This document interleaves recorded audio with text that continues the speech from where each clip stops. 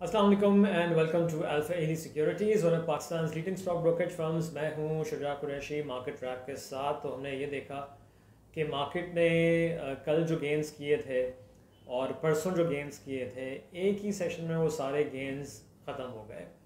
सो ये एक हमारी मार्केट का एक मसला है कि बहुत पैनिक कर जाती है मार्केट। तो और जिस न्यूज़ पे हमने ये देखा है कि आज पैनिक आया, वो वही जो यूएस सेनेट की न्यूज़ हमने सुबह मेंशन भी की थी मॉर्निंग ब्रीफिंग में, कि वो कह रहे हैं कि जी पाकिस्तान के रोल को असेस किया जाए, ये जो तालिबान की फतह हुई है अफ़गानिस्तान में और ऑल दैट। सो उसको लेके बहुत ही ज़्यादा हमने देखा कि हमारी मार्केट में प्रेशर आ गया। फिर मैंने सुबह मेंशन किया था कि ये जो ग्लोबल कमोडिटी प्राइसेस का सर्ज है, ये सिर्फ पाकिस्तान को अब हर्ट नहीं कर रहा है, ये दुनिया भर की इकॉनमीज़ जो हमसे डेवलप्ड इकॉनमीज़ हैं उनके लिए भी एक ख़तरा साबित हो रहा है। नेचुरल गैस जो यूरोप की बहुत सारी कंट्रीज़ इंपोर्ट करती हैं और रशिया सप्लाई करता है, आपको पता है एक बहुत बड़ी पाइपलाइन है, तो ये हीटिंग के लिए वहाँ पे गैस यूज़ होती है। अब विंटर्स आ रहे हैं तो नेचुरल गैस की प्राइस भी बहुत बढ़ गई है, ऑयल बढ़ रहा है, एलएनजी महंगी हो गई है। तो हमने देखा है कोयला महंगा हो गया। मैंने सुबह डिस्कस भी किया था कि एक तो चाइना में भी माइनिंग कम हुई भी है, चाइना बहुत बड़ा प्रोड्यूसर भी है और यूज़र भी है, लेकिन चूँकि वायरस की वजह से माइनिंग को काफ़ी हद तक स्केल बैक कर दिया गया था। तो डिमांड भी ज़ाहिर है कि पिछले साल काफ़ी गिर गई थी, और फिर वहाँ पे अपने भी इशूज़ थे वायरस के, इसलिए भी फुली जो है वो सारी माइनिंग स्टार्ट वापस नहीं हो पाई थी। फिर ऑस्ट्रेलिया में भी यही है।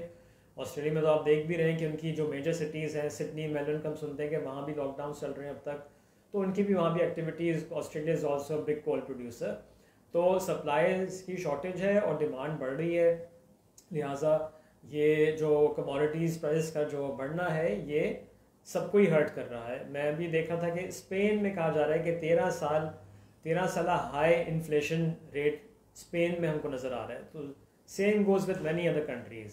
ठीक है, तो पाकिस्तान का मसला नहीं कि महंगाई यहाँ भी है, लेकिन महंगाई पूरी दुनिया में हम देख रहे हैं कि बढ़ रही है, बिकॉज हर जगह ही, चाहे ये एनर्जी की कॉस्ट हो, चाहे फूड कमोडिटीज़ हो, सबकी प्राइसेस इंटरनेशनल मार्केट में बहुत बढ़ गई हैं।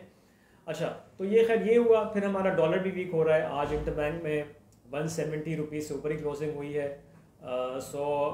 मई से जो हमने देखा है कि मई में अराउंड 152 153 पे जो रेट था वो बढ़ता बढ़ता 170 पर आ गया है सिर्फ 4 महीने के अरसे में। सो एक बड़ा स्टीप फॉल है। वो ठीक है कि जी वो स्टेट बैंक ने कहा कि अगर हम ईयर ऑन ईयर देखें तो छोटा सा जो है वो हमको नज़र आता है कि रुपी वीक हुई है 5-6%। बट अब लोगों के जहन में तो ज़ाहिर है कि होता है कि जी मई में 152-153 था और अब ये 170 का हो गया है, तो ये तो कोई 12% की डिप्रिसिएशन 3 महीने में हो गई है। खैर, तो ये भी एक इन्वेस्टर सेंटिमेंट को हर्ट कर रहा है।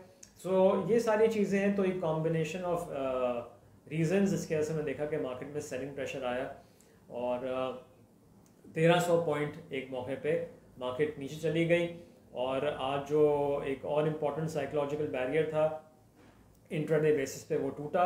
44,000 का 43,975 का लो टच हुआ।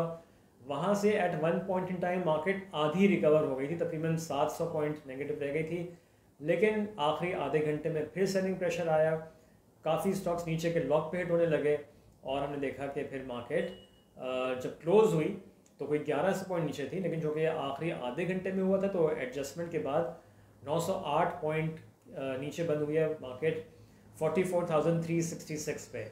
वॉल्यूम्स आज बढ़े, तो आज की मंदी के बाद आई थिंक काफ़ी इन्वेस्टर्स और भी स्पूक हो गए और उन्होंने अपनी पोजीशंस को स्क्वायर करना शुरू कर दिया और मार्केट से एग्जिट करना शुरू किया। तो ये हम देखते हैं अनफॉर्चुनेटली दुनिया भर की मार्केट्स में ये होता है कि इन्वेस्टर्स का एक एपिटाइट होता है लॉस लेने का, उसके बाद जब वो देखते हैं कि ये तो मुस्तकिल ही मंदी होती चली जा रही है और हमने तो नई पोजीशंस ली थी कल और वहाँ भी हमको जो है मार्केट अगले दिन ही नीचे आ गई। देखें, आज सिर्फ मार्केट 67 पॉइंट्स प्लस गई सुबह थोड़ी सी, और उसके बाद जो ये न्यूज़ सारी खबरें थी स्पेशली यूएस सेनेट की और ये सारी वाली, तो उसके बाद से हमने सेलिंग प्रेशर देखना शुरू कर दिया और आहिस्ता आहिस्ता आहिस्ता से बढ़ता चला गया और फिर पैनिक सेलिंग हमको नज़र आनी शुरू हो गई। सो अब करना क्या है?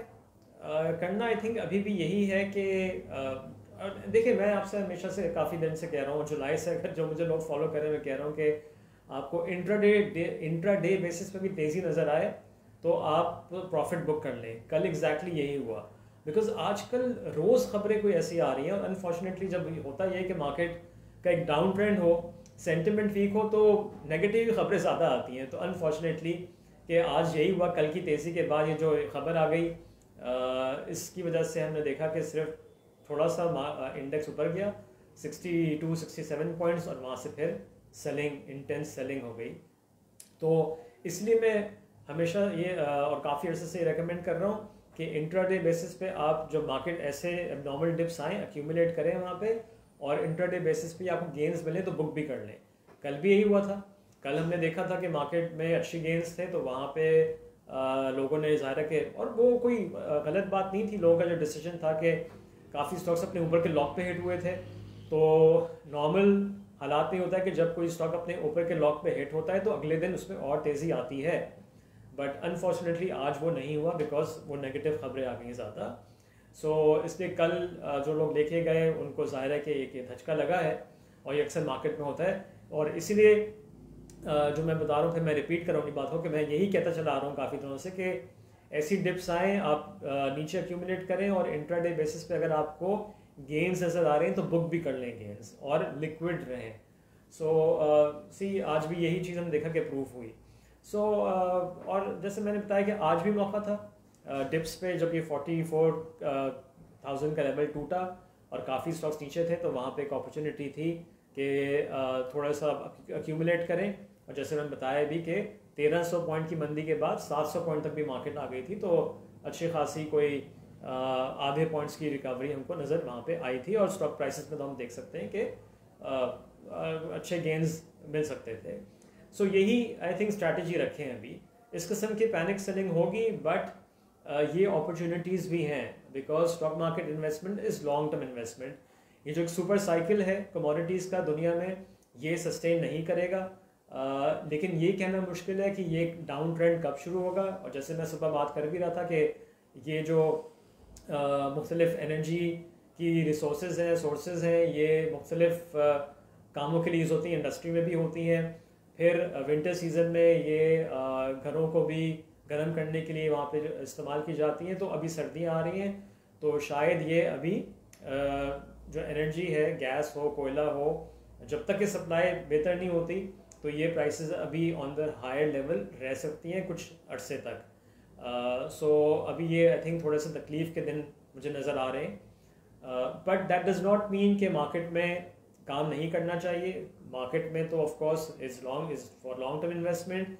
और जब जैसे मैंने बताया कि सुपर साइकिल जब ये नीचे की तरफ आना शुरू होगा, तो फिर हमारी मार्केट में हम देखेंगे कि जो स्टॉक्स तेज़ी से टूटे हैं उनमें रिकवरी भी आएगी। तो लॉन्ग टर्म के लिए इन्वेस्टमेंट के लिए ये काफ़ी जो स्टॉक्स हैं मुख्तलिफ सेक्टर्स में, वो अच्छे अट्रैक्टिव लेवल्स पे हमको नज़र आ रहे हैं, तो ज़रूर एक्यूमुलेट करें।